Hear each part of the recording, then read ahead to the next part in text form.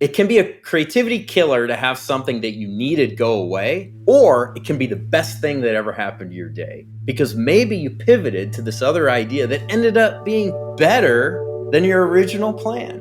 The sooner you can figure out how to adjust to that thing that didn't go right, the faster those creative sparks start coming back and you make lemonade out of lemons effectively. With a more than 100-year history, movie making has a lot to teach us about collaboration and creativity in complex environments.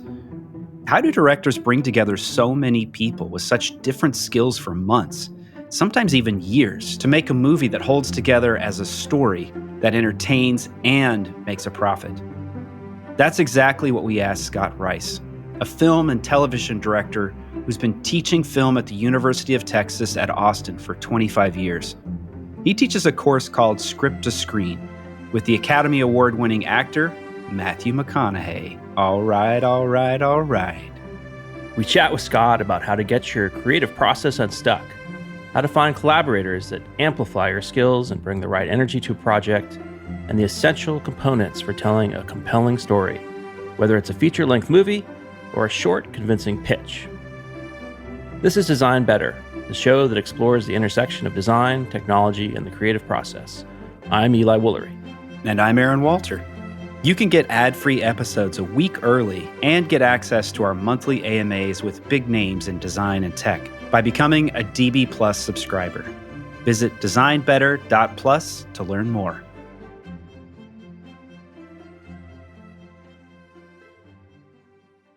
Stay tuned after the interview for a special glimpse inside Automattic, makers of WordPress, which powers more than 40% of all websites around the world.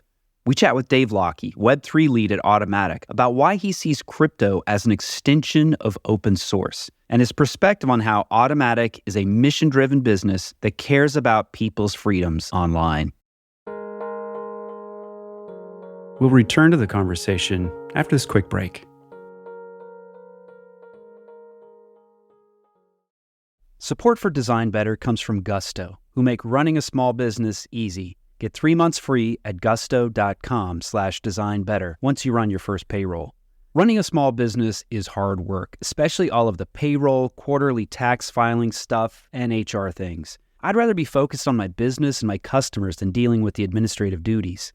But Gusto makes it easy. They automated the complicated parts of running a business. With Gusto, I never miss federal or state payroll tax filings. And I love the time off requests and time tracking tools. Gusto even offers a small group health insurance option for nearly any budget. When you run into issues you need help with, their HR experts are ready to help.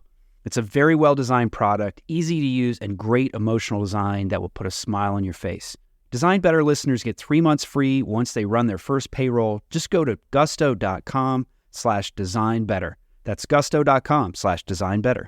I've worked with lots of search firms, both as a leader searching for new talent for my teams, and as an individual exploring new steps in my career. But I trust none more than Wirt & Company. Since 1995, Wirt & Company has been the design community's most trusted search firm, co-founded by a designer and led by a CEO who has in-house operational startup experience. Wirt & Company is guided by the principle that creative leadership is essential to business success. They've helped some of the most admired brands from early-stage startup to Fortune 500 build world-class creative teams. We're talking about companies like Airbnb, the New York Times, the Four Seasons, Notion, Figma, Google, Cartier, and Fair. Not bad. If you're looking for a partner to help you find the right person for a critical role, look no further than Wirt & Company. And if you're looking for your next design leadership role, Wirt & Company will guide you through the process as a friend and a champion throughout your journey. They take the time to get to know you, to understand what you need professionally and personally. Whether you're looking for your next role or your next team member, Wirt & Company can help you find a meaningful relationship. Visit wirtco.com to learn more and get in touch. That's WERTCO.com. And now, back to the show.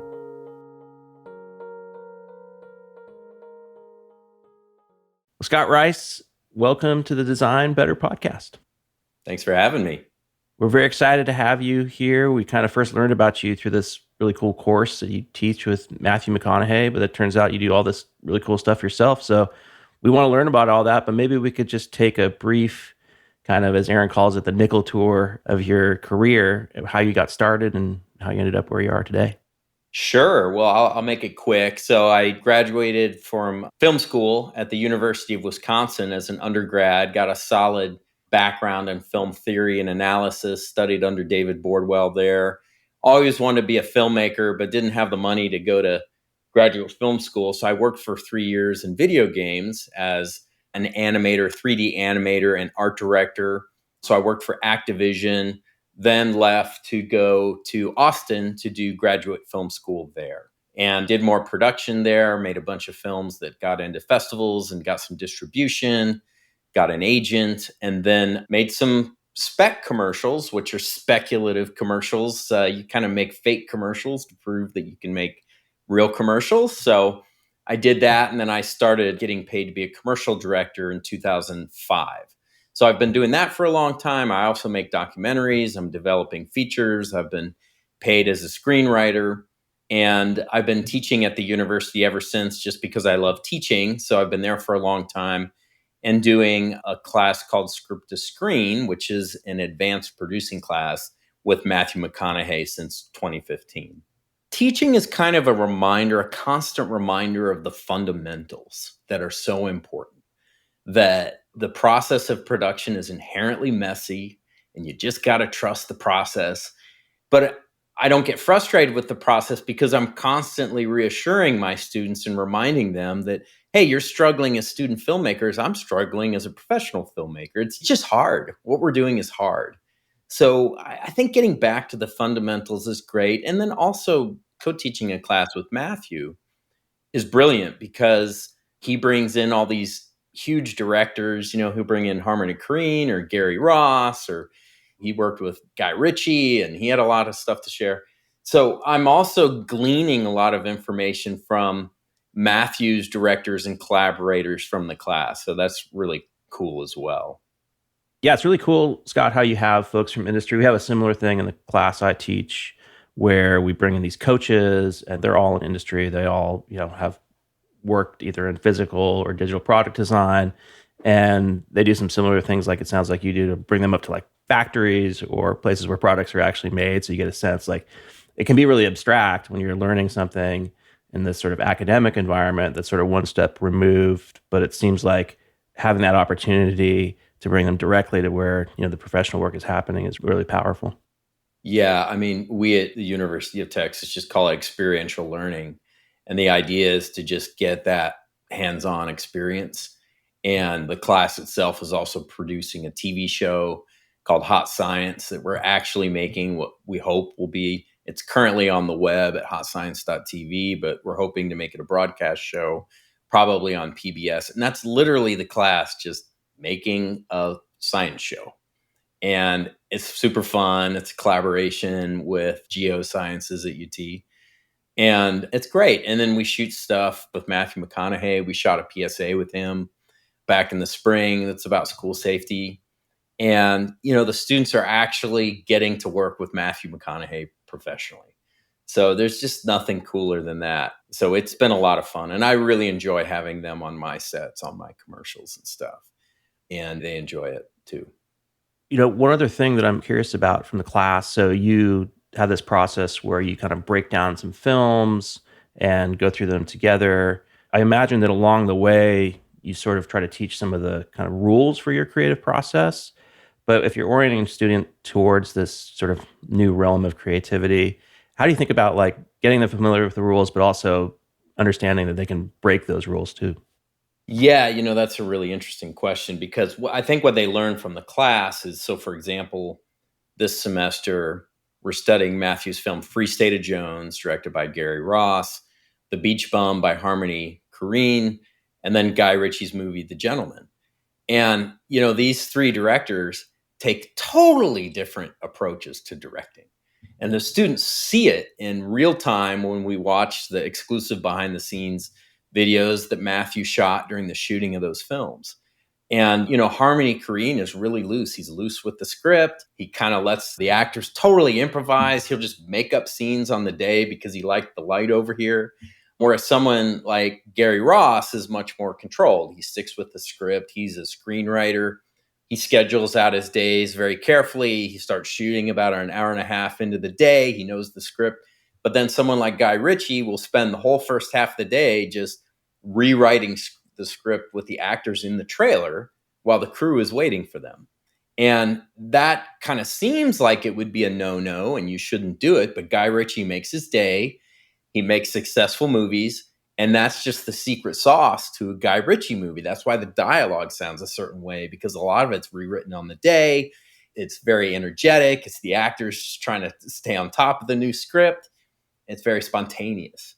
So, he likes to rewrite off camera, then get in front of the camera in the second half of the day. Harmony Korine tends to improvise in front of the camera. And then Gary Ross is more traditional, how we usually think of coming into a day. We have our script pages, we have our sides, they're memorized, we go in. And that doesn't mean we change the plan if we need to. That's okay. I mean, Gary Ross is a professional who, he made the Hunger Games. He knows how to make movies. He knows how to, throw out the script when he needs to, the plan when he needs to.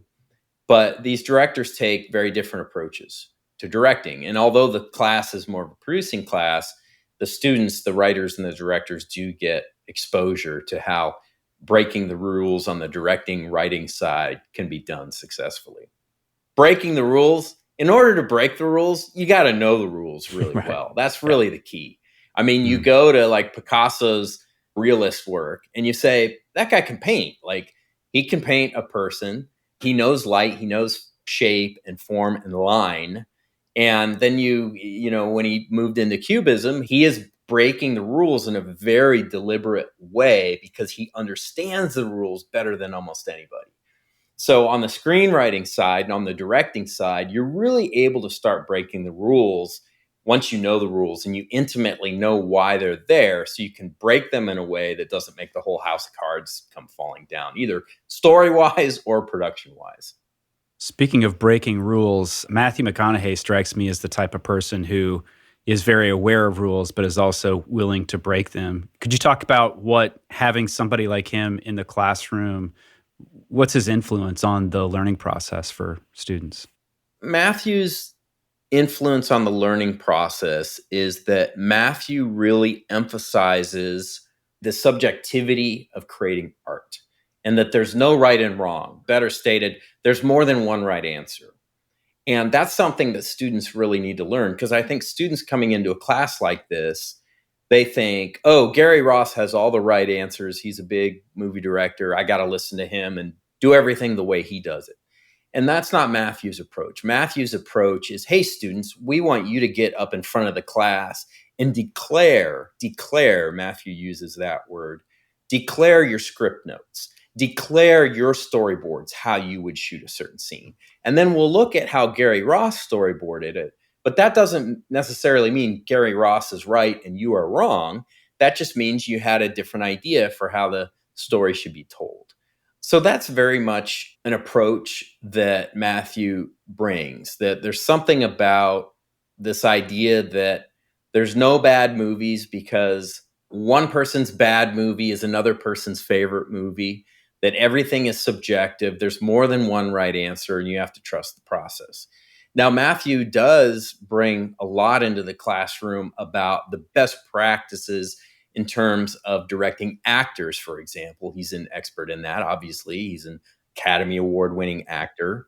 And he gives future directors a lot of great advice about how to properly direct a trained actor. What do they like, what they don't like, all that good stuff. And I can get into the details on that.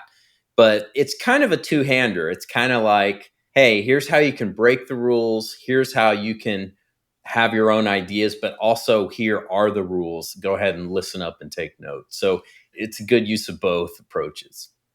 So films are big projects. We were speaking with a cinematographer yesterday who's worked on, Wakanda and Loki and these really big productions with hundreds of people involved. And even if you're a student kind of doing a student film, it's hard to do just everything on your own. So how do you coach the students to get started in a big project like a film?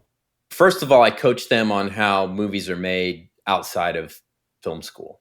Because as a student, I was not really taught how movies were actually made. For example, I had all my students raise their hands, like, who has ever done a tech scout before your student film shoot? And like one person raised their hand. They didn't know what a tech scout was, but a tech scout is very important in terms of coming up with your plan and getting everyone, all department heads, on the same page, so you're all collaborating and getting on the same page before you show up on set and you start burning that expensive time on set. So that's one thing that we do, is we really just teach how to better be more efficient with the collaborative process by using best practices. We also teach how to just be a better collaborator, how to never say no, how to say yes. And, that's a message that Matthew always communicates, that when you tell someone no, that shuts down that collaborative back and forth. But when you say yes, and, which is a rule of improvisation, especially improv comedy, you can start a conversation and develop the idea into something better using both people's ideas. Even if you don't initially relate to that person's idea and you're not positive that it's right. You also have to remember that sometimes the wrong answer is the right answer. I find that out in post all the time. I'll have an actor do a take and I'll say, well, that's not right. And then in post, I'm like, oh, that's actually the take we needed. So I learned early on in the process that there's really no wrong answers and there's more than one right answer. And that's a big part of collaboration, that you just never know where the next best idea is coming from. So you have to have your ears wide open and take those ideas from everyone, even a PA on set. Matthew talks about how in college, he thought as director, he had to have all the answers. And he had to come to set with all the answers. And what he learned was that it's okay to say, I don't know. He works with Richard Linklater and asked, Rick a question. And Rick's like, I don't know. And that's actually a great answer, because sometimes then the actor has to come up with the answer. Or crew person has to come up with the answer. And that's a good thing. Scott, you touched on one of the creative process killers of saying no, but I wonder if you could go deeper on those things that you've seen on various projects. And then when, watching students, you kind of see the many different dimensions of creativity when it's going well and when it's not. What are some other things that kill the creative process? Something that kills the creative process is not adapting to the situation on the ground. So sometimes you need a sunny day to make the scene work, but it's cloudy and it's raining. And instead of waiting for those clouds to part and then realizing the whole day went by and they never parted, you have to adjust. You have to get creative about how you're going to make an adjustment to something that didn't go your way. An actor doesn't show up. A crew person doesn't show up. You lose your location at the last second. I mean, it can be a creativity killer to have something that you needed go away, or it can be the best thing that ever happened to your day, because maybe you pivoted to this other idea that ended up being better than your original plan. For me, shooting documentary really taught me that, because in documentary film, we don't really expect things to go our way, because we're dealing with real life and people's emotions, non-actors, and we're dealing with weather and other things. It's just a less controlled environment. We have a smaller crew.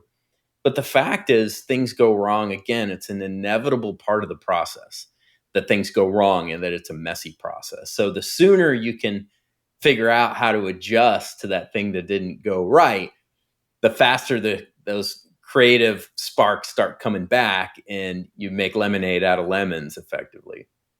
What about dealing with constraints? It seems like in the different disciplines that we talk to, and certainly in design, constraints can maybe initially seem limiting, but in the end, they end up spurring a lot of creativity. How do constraints work in the film world? I think constraints are the same way. I mean, when I was an undergraduate student, I really didn't understand how to put constraints on myself. I didn't think it was necessary, because I wanted to make a movie that resembled the movies I saw when I went to the theater. So there's many scenes, there's many characters, a lot of actors, multiple locations, a longer story, very dialogue driven. And I realized that on a student budget, I overwhelmed myself. I didn't have enough people. I didn't have enough resources to really execute that in a great way. So when I went to grad school, I put constraints on myself, less dialogue, less characters, one location.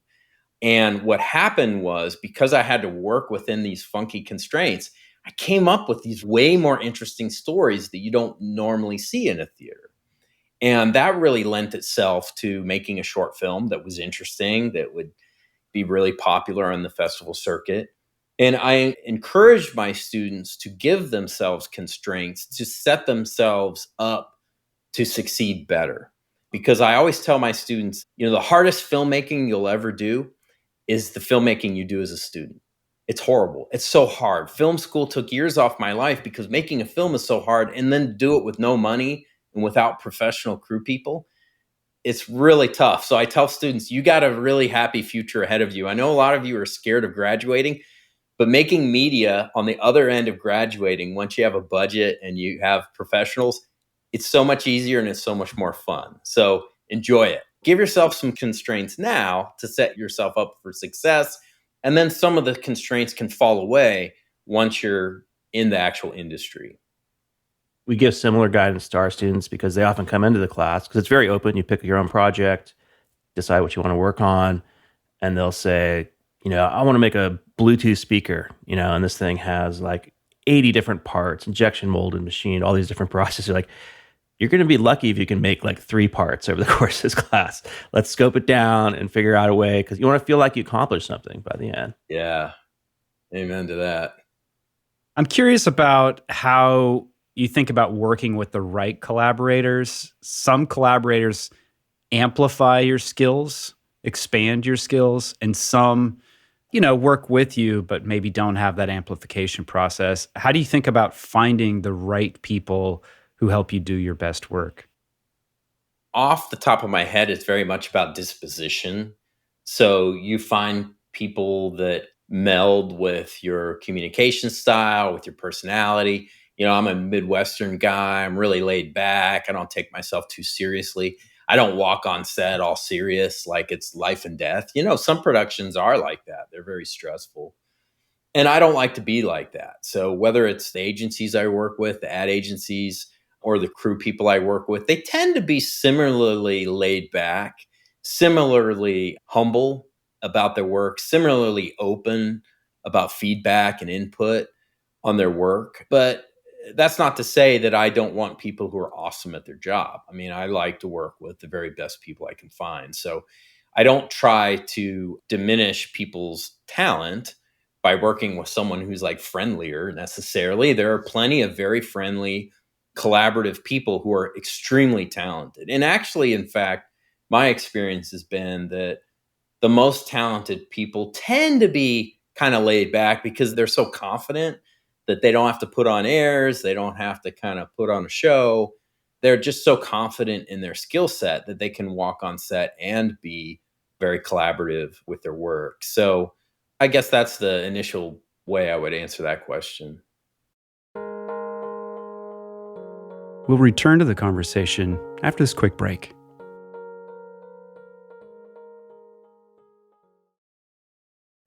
Support for Design Better comes from Factor, America's #1 ready-to-eat meal delivery. Design Better listeners can save 50% on their order at factormeals.com/designbetter50. Use the code DesignBetter50. You know what happens at my house when things get really busy? In the evenings, we turn to takeout, which can be expensive and it's not very good for our health. Lately, we're making a better choice at crunch time. We turn to Factor for chef-created, dietitian-approved meals that are ready to eat in just 2 minutes. We like the flexibility of Factor, too. You can change your order up every week with plans from 4 to 18 meals per week, or you can pause or reschedule your deliveries at any time. The meals are so tasty. My wife and I are huge fans, and I like their smoothies, too, which I find are perfect for a quick, healthy breakfast. Factor can help you eat well and feel good while focusing on your career and your family.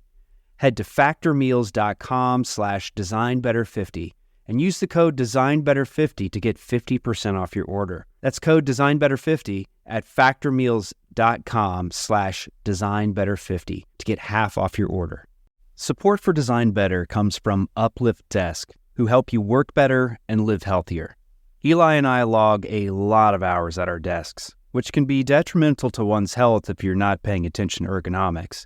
Uplift Desk offer high-quality, well-designed desks, chairs, and accessories to help you build an ergonomic workspace for home or work. Eli recently got a standing desk, and I got a human-scale Freedom chair. I've been dreaming about this chair for a long time, and I finally got one. I've already noticed a big change in my posture with this chair, and my body thanks me for it. Eli is logging a lot more hours standing than sitting these days, and he can make quick transitions with the flip of a switch. We love Uplift Desk, and we know that you will too. Design Better listeners can get a special deal by visiting upliftdesk.com and use the code DesignBetter at checkout for 5% off your order. You'll get free shipping, free returns, and an industry-leading 15-year warranty. Go to upliftdesk.com, use code DesignBetter, and get 5% off. Design a better workspace with Uplift Desk.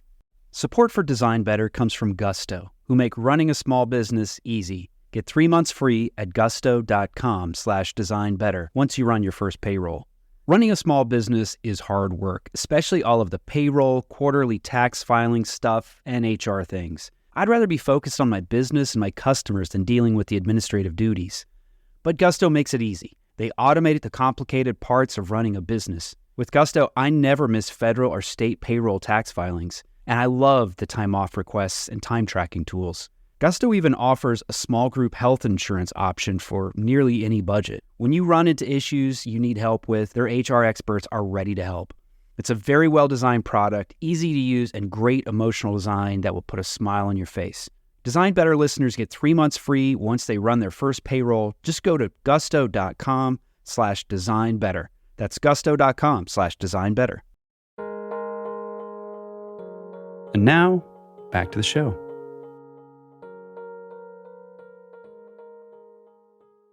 Scott, we're in the middle of a writer strike right now, an actor strike, and it seems like partially this was brought on by this wave of new technology that's facing us, artificial intelligence, and the sense that this could take away a lot of jobs potentially. But it's sort of been the case over the years that technology has, at various points, disrupted the film and television industry.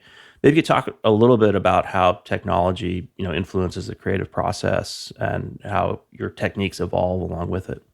Not addressing AI directly, but I feel like as technology has progressed, there's always been this kind of resistance to go with it. I think the last time I shot on film was 2008 or 2009. And a lot of people really resisted moving to digital. I didn't, because film was expensive and I didn't get to see it right away and I had to get it processed. And so I was one of those who really was eager to embrace digital and then try to make it look like film after the fact. And nowadays it looks great. You can add grain and it's hard to tell the difference. I think that in terms of how the industry, I personally don't understand AI a ton. So I'm not intimidated by it yet, at least, because I don't quite, can AI really write a great screenplay? I don't think so. But once it can, maybe I'll worry a little bit more. So in terms of how the industry has changed and distribution has changed, streaming is really the big question mark. Like, are the big streamers going to be able to make that really profitable in the long run? We'll see. I think there will be a resolution to the strike, and I think it'll be a good resolution, and we'll just move on and everything will be okay. And, actors and writers will be able to get what they want out of streaming, because right now it's not there. We're kind of in this gray area with streaming because it didn't really exist during the last contract negotiations. So that does have to get figured out. I personally, while I don't stream a lot of stuff, I kind of watch my content in theaters. Still, I'm kind of a movie guy. I don't watch a lot of series. I don't watch a lot of episodic. The reason why I think streaming is actually great, because there's just so much more content being produced. It's not like when I went to film school where it was like, you got the 3 big networks and you have a handful of studios over here. You have so much content being produced. And then content, not just on streamers and and network television and cable and theaters. You have social content being made, you have web series, you have all this stuff. And so I tell my students, you guys are really coming up at a great time when all of you can get jobs in this business if you have the tenacity to stick with it, because there's a lot of need for people to make stuff. Again, I don't feel like AI is totally taking over the process, at least not yet. So I'm comfortable that it's going to be okay. And I think on par, the technology changes have been a net benefit for people who are coming up in the business. So, Scott, when you're teaching film to students, there's like the technical, the organizational, kind of lots of different tactical things that a student has to learn. But there's nothing more foundational than how to tell a good story. How do you teach that? What are the elements of a compelling story? I used to teach a screenwriting class, and everyone has a different opinion on what makes a great story. First of all, I'm very much a structuralist. So I believe in a strong 3-act structure. I think that for some reason, the human brain is wired to understand and appreciate a story that has a beginning, middle, and end. And I think character development and character arc and a character changing is important because that's how we relate to the story. The story is about the human condition in a way that's very accessible to us as audience members. So the character arc is important. How we relate to stories is also through theme. So the character arc is related to making a statement about something that exists, something that we deal with on a human level. So the thematics of the story are important. And it's so beautiful how it's intertwined. The thematics is intertwined with character, that arc, and the structure itself. And then beyond that, I think you can get really creative with the types of stories you want to tell. You can do them in any genre you want and have fun. I tell students that with their short films, because, telling a compelling short story, when you don't have 90 minutes and you only got 5 minutes, it's really hard. So I like to give students a lot of pointers about how to tell better short stories. I think short stories should be human. Again, they should engage on a thematic level. That short films are more like poems or songs. They're very thematic and they're less about plot and more about, hey, how are you commenting on the human condition? Better short films tend to be short. So 5 minutes is better than 25 minutes, usually. So again, restricting the length of your story. And I think it's also very smart to limit your story in terms of number of characters and location. That just helps you generate a better story. And then in terms of plot, a short film has to be like a short story, and then it doesn't have subplots. It doesn't have secondary characters. Really focused on your protagonist and what that character learned or didn't learn within the story. To follow on to that question, so a big portion of our audience isn't necessarily working on, a long or even a short film, but rather they might have to pitch something to a boss or a client. And, part of your work is creating these commercials that are maybe there's some parallels, but how can you advise people to make more compelling pitches that bring people along with a clear vision? That's a great question. I mean, pitching, when I was in school, no one taught me how to pitch. I didn't really understand what pitching was. I was intimidated by pitching because my idea of pitching was like you walk into a room and then a spotlight shines on you and you just go and you put on a show. And I didn't learn that pitching really is a conversation. Pitching really is more about the other person than it is about you. And if you can flip that switch in your head, pitching will get more comfortable. You're trying to give someone something that they want and need. So you should be in tune with the person you're pitching to, their questions, their interests, what they're looking for. And if you go into a pitch meeting, let's say you got a movie that's a really great romantic comedy, and you're pitching to a production company that has made really great romantic comedies and they want the next best romantic comedy, we'll give it to them. If you really believe that that project is awesome, go in with confidence and just explain the movie to them the way you would explain it to a best friend. Like, let's say you just pretend you just saw the movie and you're trying to convince your best friend to go see it. That's the attitude. I mean, pitching is also about being very prepared So, you want to practice your pitch. You want to practice it to your friends. You want to practice it in your car, figure out the best turn of phrases to include or not include. So there is this practice that's involved. There is a skill involved. But beyond that, it's really about just being confident in your idea, whatever that idea is, whether it's a movie or a product. If you really believe it's an awesome thing, then you are doing the other person a favor by sharing it with them. And take the pressure off yourself, because you don't usually get the green light in the room. You don't usually get the "I'm sold, done, we're going to work together" thing. No, usually, whoever you're pitching to has to go talk to their bosses. And so just don't expect that yes in the room. It doesn't really happen. Just do your thing, explain it the best you can, listen to that person, listen to their questions, see if they follow up, and infuse it with that enthusiasm and passion that you have for that product that you've created. Just don't hide that. For me, my strategy, it's not really a strategy, it's just part of my personality. I love this stuff. I love pitching movies. I love movies themselves. I love commercials. I love pitching commercials. I love pitching my ideas because I've thought about them and I really believe in them. And while I'm open to other ideas, here's the ideas I have right now, and I think they're cool, and I'm committing to them in my mind, and I'm sharing them with a childlike enthusiasm.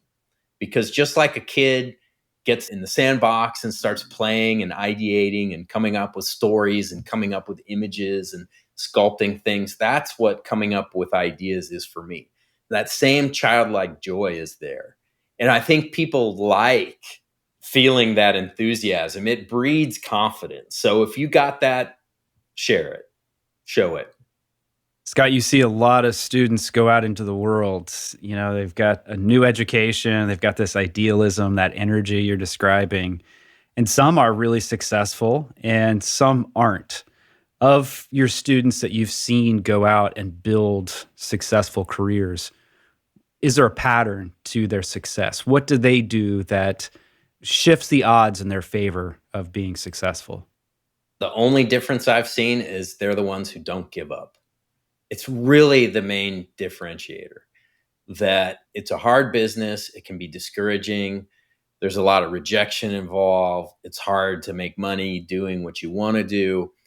But once you understand and you give yourself grace and you say, you know what, this is going to take longer than I think. That's important. I tell students, it's going to take longer than you think.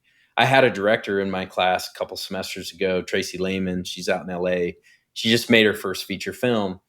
I said, hey, after you moved to LA, you want to be a director, but how long did it take to make a living being a director? She said, about 10 years. 10 years. She was a PA. She worked doing other things. She was people's assistants. And then she just kind of built up her directing career. So she was in the business. She was making money, but she wasn't making money doing what she wanted. And she also wasn't making much money. So survival was hard and came with a certain amount of pain. But she never gave up. So she just made her first movie. If she gave up after 5 years, moved back home, she wouldn't have just made her first movie. So, that's really the difference. And the people who tend to not give up are the people who have that childlike, I'm just going to do it. I just love this and I can't imagine myself doing anything else. And those are the people who tend to succeed because it's that drive that makes them not give up. So Matthew describes it as you got to be just a little bit crazy. And that's true. You got to have a little bit of that child inside that's still calling the shots, at least the big shots that have to do with, whether or not you quit or stick with it. So stick-to-itiveness is, in my mind, the key. Yeah, sort of build on that. I'm curious about just the volume of work, the types of different things you ended up doing. We were talking about Picasso earlier, and I had to look it up because I wasn't sure, but he made over 13,500 paintings, and in total, almost 150,000 different pieces of art.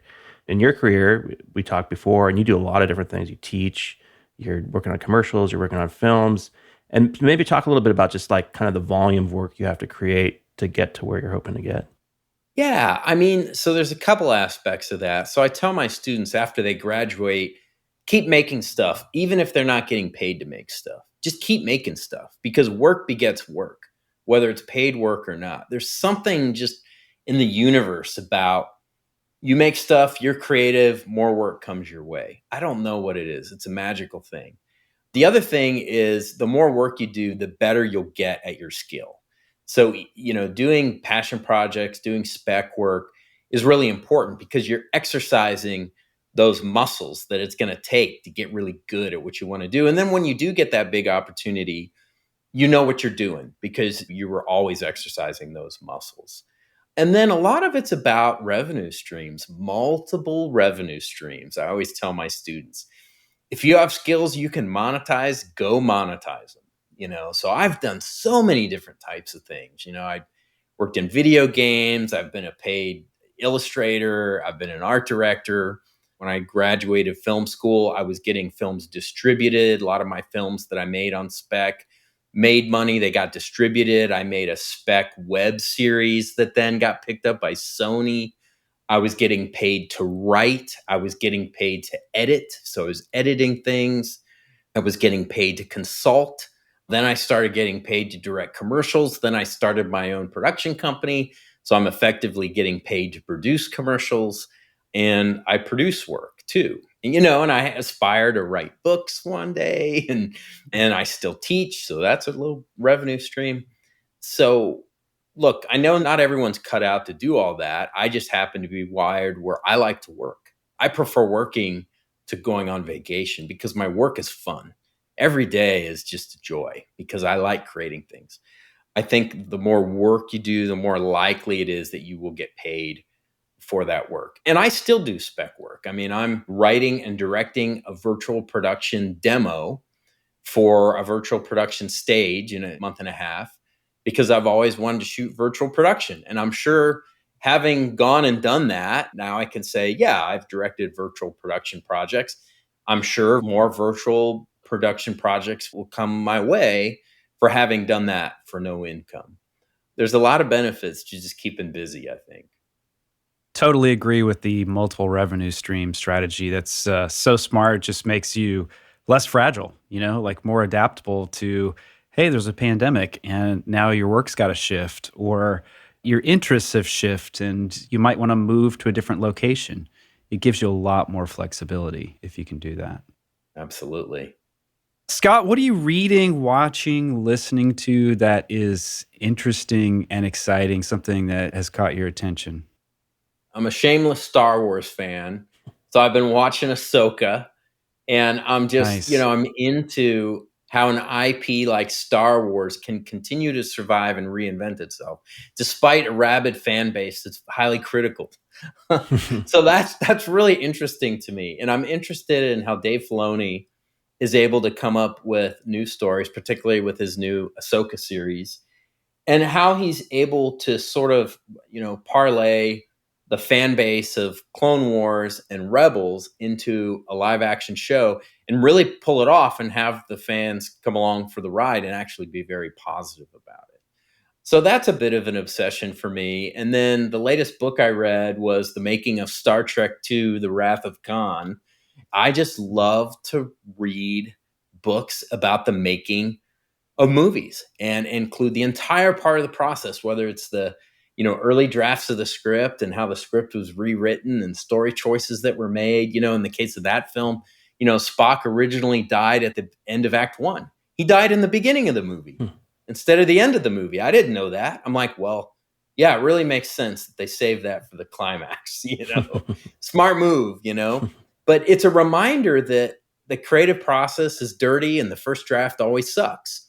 Whether it's the first draft of a script or your first edit, your first cut, it always sucks. And it takes time to hone it. Writing is rewriting and editing is re-editing. And it takes a long time to get the cut there. I have a friend who made a movie.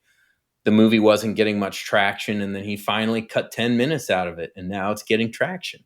But it took time to decide to cut those 10 minutes out. It's like, no, you got more work to do. There's just more work to do. And I like to read this behind the scenes making of stuff because it's a constant reminder that it's not easy what we do and it takes time and it takes revision and that's okay. And that's just a part of the process and you got to trust the process.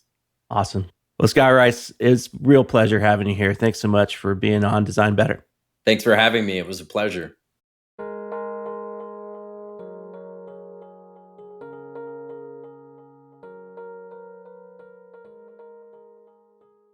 In this episode of Office Hours from Design Better, we're speaking with Dave Lockey, Web3 lead at Automatic. Automatic is a fully distributed company with the goal of democratizing publishing and commerce so that anyone with a story can tell it. Dave talks about why he sees crypto as an extension of the heart of open source and his perspective on how Automatic is a mission-driven business that cares about people's freedoms online. Hi, I'm Dave Lockey, Web3 lead at Automatic. I've been in the WordPress space for an embarrassingly long time, came across it just trying to build websites for friends and family. That led to, I guess, like a 15-year career in freelancing, building an agency, doing some entrepreneurship, advisory, like all sorts of different hats in the WordPress ecosystem. Overlapping the last third, I would say, of that career in WordPress was this growing interest and passion for crypto, blockchain, Web3, whatever the label you prefer is. For me, crypto is an extension of the heart of open source. It is all open source. And on top of that, openness is the fact that you get open state. So you get open source, also open state, which means that anyone can see what the computational state is of any particular contract or value or address at any time. So for me, it's very much just a continuation of what makes open source important, the ability for us to collaborate effectively in the digital realm.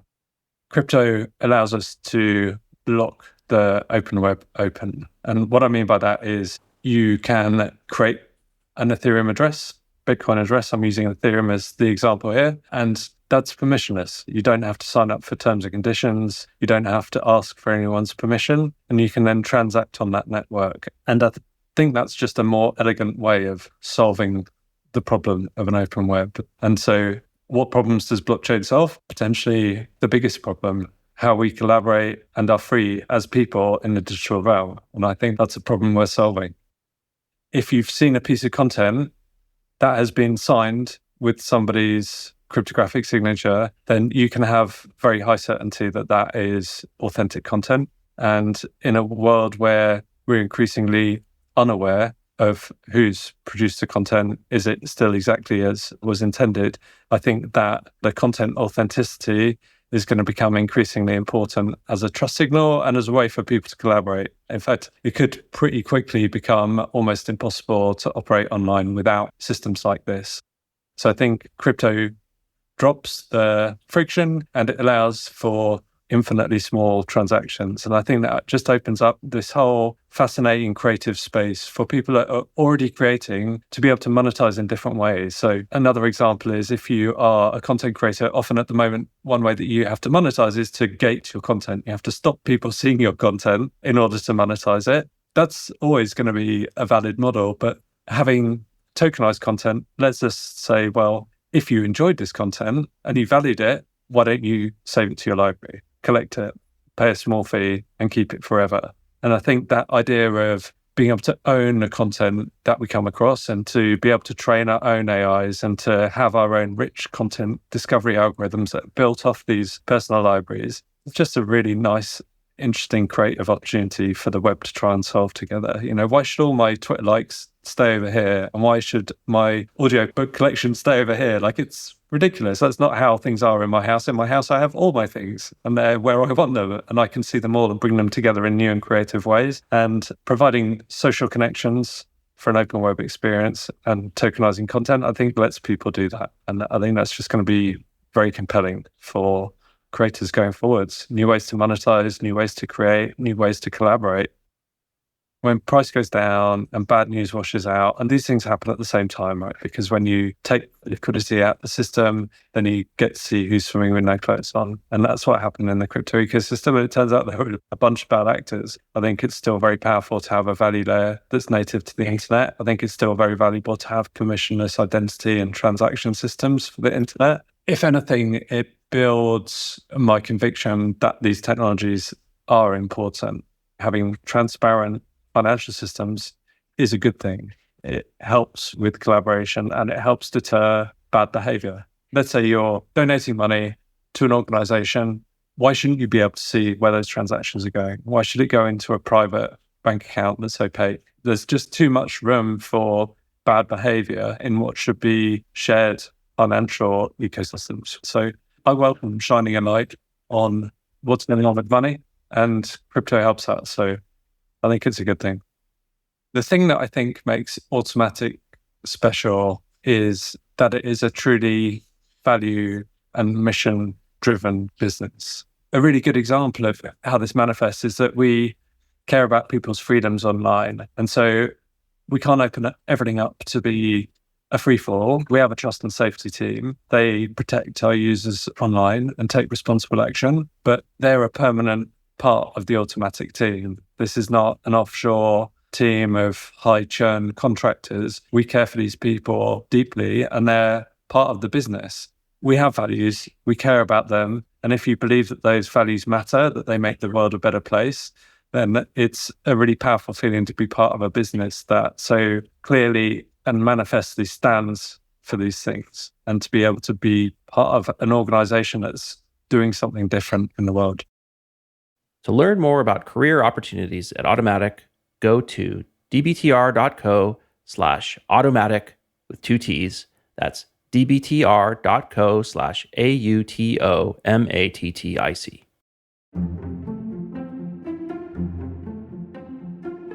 Eli and I love producing this podcast, but sometimes we find ourselves wondering, what sort of feedback does our audience have?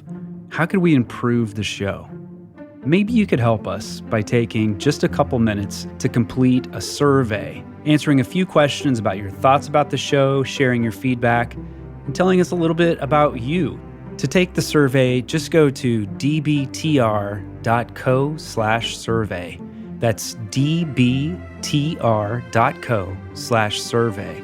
Our thanks in advance for completing the survey. It'll really help us improve the show.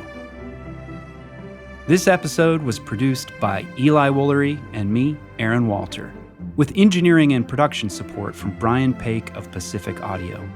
If you found this episode useful, we hope that you'll leave us a review on Apple Podcasts, Spotify, or wherever you listen to finer shows. Or simply drop a link to the show in your team's Slack channel, designbetterpodcast.com. It'll really help others discover the show. Until next time.